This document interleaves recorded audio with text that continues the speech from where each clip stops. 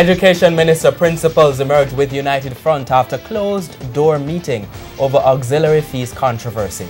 Good evening and thanks for joining us for Primetime News. A special welcome to viewers on OneSpotMedia.com.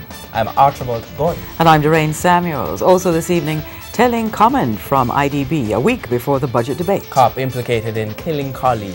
More workers heading to unemployment line. Changes coming to human trafficking court cases. And in the financial week, Rainforest Foods expansion plans. There's also sports commentary at Sports and E-Prime in this newscast. But before the break, the feedback question. The Health Ministry's acting chief medical officer is warning people to become more active or they may get the kind of diseases that will kill them. What have you done to stay healthy? Share comments online, facebook.com/television Jamaica and tweet at television Jam. Stay with us. Primetime News returns after this break.